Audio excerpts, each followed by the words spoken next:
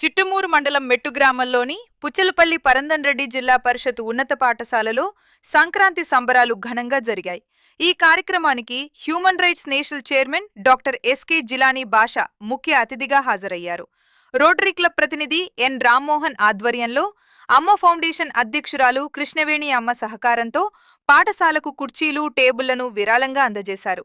విద్యార్థుల కోసం, పాఠశాల అభివృద్ధి కోసం అహర్నిశలు కృషి చేస్తున్న రోటరీ క్లబ్ ప్రతినిధి రామ్మోహన్ సేవలు మరువలేనివని జిలానీ బాషా కొనియాడారు. అమ్మ ఫౌండేషన్ సహకారంతో ఇప్పటికే ఎన్నో లక్షల రూపాయలను పాఠశాలలకు అందించిన ఘనత రామ్మోహన్కు దక్కుతుందన్నారు.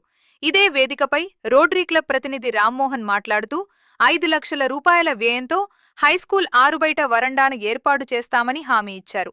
అలాగే భవిష్యత్తులో పాఠశాలకు ఏ అవసరం వచ్చినా కృష్ణవేణి అమ్మ సహకారంతో ఆదుకుంటామని భరోసా ఇచ్చారు.